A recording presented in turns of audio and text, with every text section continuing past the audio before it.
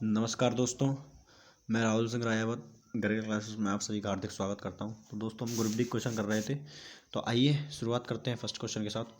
पहला क्वेश्चन है कि डैश हड्डियों को जोड़ता है। तो दोस्तों ये जोड़ता है स्नायुबंध। क्या जोड़ता है? स्नायुबंध जोड़ता है, जिसे हम इंग्लिश में लिगामेंट बोलते हैं। क्या बोलते हैं दोस्तों? लिगामेंट। क्या बोलते हैं? लिगामेंट बोलते हैं। ठीक है दोस्तों। अच्छा, बात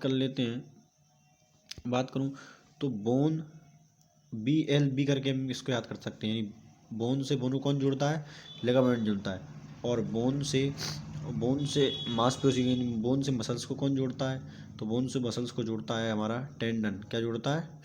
टेंडन जोड़ता है। ठीक है दोस्तों, आइए बढ़ते हैं अगले क्वेश्चन की ओर। अगला क्वेश्चन है कि मांसपेशियों को हड्डी से जोड़ता है। तो मांसपेशियों को हड्डी से जोड़ने का जो काम करता है दोस्तों, वो करता है सिरा। कौन करता है? सिरा, जिसे हम किसके नाम से जानते हैं? जिसे हम टेंडन बोलते हैं। क्या बोलते हैं? टेंडन बोलते हैं। ठीक है दोस्तों, आइए अब बढ़ते हैं अगले क्वेश्चन की। देखिए दोस्तों, मैं स्नायुबंध की बात बता चुका हूँ। तो ये करता है, ये बोन टू बोन को जोड़ता है, यानी BLB, यानी बोन टू बोन को कौन जोड़ता है? लिगामेंट जोड़ता है। ठीक है, आइए बढ़ते हैं अगले क्वेश्चन की ओर। अगला क्वेश्चन है कि अस्थि को कोशिका एक हार्ड मैट्रिक्स में अंत स्थापित होती है जो बना है। तो दोस्तों जो हमारी अस्थि है वो कैल्शियम और फॉस्फोरस से मिलकर बनी है। किससे मिलकर बनी है? कैल्शियम और फॉस्फोरस से मिलकर बनी है। और ये दोनों मिलकर क्या बनाते हैं? कैल्शियम सल्फेट बनाते हैं। कैल्शियम क्या बनाते हैं? कैल्शियम सल्फेट, CaSO4 बनाते हैं, जिससे क्या मिलती है? हड्डियों को हमारी मजबूती मिलती है। ठीक है दोस्तों, आइए बढ़ते हैं अगले क्वेश्चन की ओर। अगला क्वेश्चन है कि मांसपेशियों की क्रिया से उत्पन्न बल को डैश कहा जाता है। तो दोस्तों मांसपेशीय क्रिया से बल के जो उत्पन्न बल है उसे हम पेशीय बल के नाम से जानते हैं। किसके नाम से जानते हैं? तो पेशीय बल के नाम से जाना जाता है। जब भी हम किसी चीज़ को उठाते हैं तो हमारे पैर क्या करते हैं किसी चीज़ पर, ज़मीन पर दाव लगाते हैं, तो जैसे उस तब कौन सा बल लगता है? तब पेशीय बल लगता है। कौन सा बल लगता है दोस्तों? पेशीय बल लगता है। ठीक है दोस्तों, आइए बढ़ते हैं अगले क्वेश्चन की ओर। नेक्स्ट क्वेश्चन अगला है कि स्वैच्छिक मांसपेशियां डैश में विद्यमान होती हैं।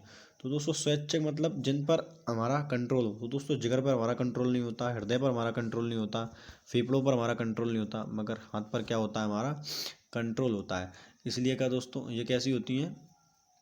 ये कैसे, इसमें कौन सी होंगी? स्वैच्छिक मांसपेशी होंगी। तो दोस्तों इसमें बहुकेंद्रक पाई जाती हैं। तो इनमें क्या पाया जाता है? बहुकेंद्रक कोशिकाएं पाई जाती हैं। क्या पाया जाता है? बहुकेंद्रक तंतु पाए जाते हैं। क्या पाए जाते हैं? बहुत केंद्रक तंतु पाए जाते हैं। ठीक है दोस्तों, आइए बढ़ते हैं अगले क्वेश्चन की ओर। अगला क्वेश्चन है कि जॉइंट पर हड्डी की सतह को डैश मुलायम करती है। तो दोस्तों जॉइंट पर हड्डी की सतह को जो मुलायम करती है वो करती है कार्टिलेज। क्या करती है? कार्टिलेज मुलायम करती है। ठीक है दोस्तों, और ये क्या है? एक लचीला संयोजी ऊतक होता है। क्या होता है? लचीला संयोजी ऊतक होता है। सही, ठीक है, तो लचीला संयोजी ऊतक होता है। ठीक है दोस्तों, और ये किससे मिलकर बना होता है? तो इसमें कॉन्ड्रोसाइट सेल्स पाई जाती है। कौन सी सेल पाई जाती है? कॉन्ड्रोसाइट, कॉन्ड्रोसाइट सेल पाई जाती है। ठीक है, आइए बढ़ते हैं अगले क्वेश्चन की ओर। अगला दोस्तों क्वेश्चन है कि अस्थि कोशिकाएं एक दृढ़ अवयव में अंत स्थापित होती हैं जो से बना होता है। दोस्तों ये अपन चर्चा कर चुके हैं। तो हमारी जो अस्थि होती हैं वो कैल्शियम और तथा फास्फोरस से मिलकर बना होती है। किससे मिलकर बनी होती है?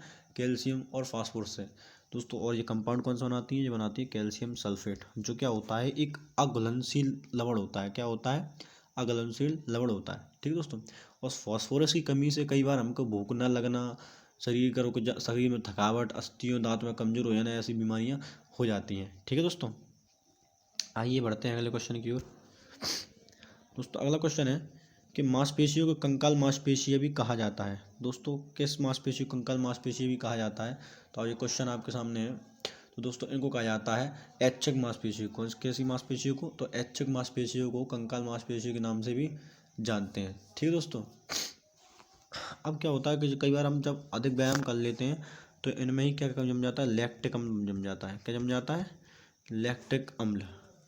जब ऑक्सीजन की कमी में ग्लूकोज का दहन होता है तो कौन सा अम्ल बनता है? लैक्टिक अम्ल। और इसी लैक्टिक अम्ल के जमने से हमारे शरीर मांसपेशियों में क्या होती है? थकावट महसूस होती है और हमको थकावट होती है। ठीक है दोस्तों, आइए बढ़ते हैं अगले क्वेश्चन की ओर। अगला क्वेश्चन है कि पेशियों को हड्डियों से जोड़ता है। तो दोस्तों पेशियों को जो हड्डियों से जोड़ता है वो कौन जोड़ता है, तो जोड़ता है हमारा कंडरा। क्या जोड़ता है, कंडरा, जिसे हम टेंडन बोलते हैं। क्या बोलते हैं, टेंडन के नाम से जानते हैं। ठीक है दोस्तों, और स्नायु की बात करें तो वही BLB यानी बोन टू बोन लिगामेंट बोल। ठीक है दोस्तों, आइए बढ़ते हैं अगले क्वेश्चन की ओर। अगला क्वेश्चन है कि डैश न्यूनतम अद्रति मैट्रिक्स वाला एक संयोजी ऊतक है।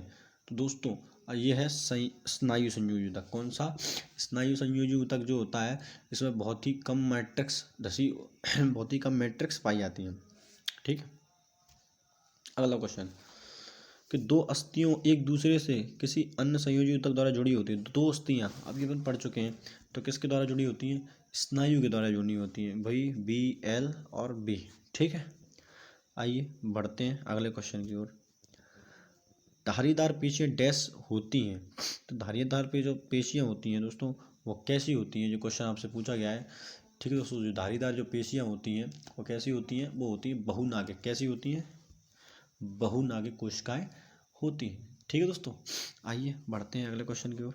अगला क्वेश्चन है कि हमारी मांसपेशियों में अधिक ऑक्सीजन की आपूर्ति के लिए निम्नलिखित में तो कौन सा हार्मोन हृदय को बढ़ा देता है। तो दोस्तों ये बढ़ा देता है एड्रेनाइल हार्मोन, एड्रेनालाइन हार्मोन। कौन बढ़ा देता है, एड्रेनालाइन हार्मोन। इसी को दोस्तों 3F हार्मोन भी कहा जाता है, फाइट फ्लाइट फ्राइट हार्मोन भी इसको कहा जाता है। और ये कब रिलीज होता है, जब कोई व्यक्ति उत्तेजित होता है। क्या हो जाता है, उत्तेजित होता है, तब एड्रेनल हार्मोन निकलता है। ठीक है दोस्तों, आइए बढ़ते हैं अगले हार्मोन। दो अस्थियां एक दूसरे से किसी अन्य संयोजी ऊतक द्वारा जुड़ी होती हैं, उसे क्या कहा जाता है। तो दो अस्थियां जुड़ी होती हैं तो स्नायु जा रहा है, लिगामेंट, फिर से BLB, है ना। आइए अगले क्वेश्चन की ओर। तो अगला क्वेश्चन है कि हमारे कानों की उपस्थिति के कारण कि एक प्रकार की संयोजी ऊतक कानों में गूड़ा जा सकता है। तो ये क्या हो सकता है दोस्तों, हमारे कानों में डैश की उपस्थिति के कारण एक को संयोजी ऊतक कानों को मोड़ा जा सकता है। तो दोस्तों ये उपास्थियों के, किसके में, उपास्थियों, जिससे हमारे कान लचीले होते हैं, जिससे हम उसको क्या कर सकते हैं, मोड़ सकते हैं। ठीक है दोस्तों, तो आज के लिए केवल एक क्वेश्चन और रह गया दोस्तों, कहीं रह गया है। ठीक है दोस्तों, तो आज के लिए इतना ही रखते हैं, मिलते हैं अगली वीडियो में। धन्यवाद।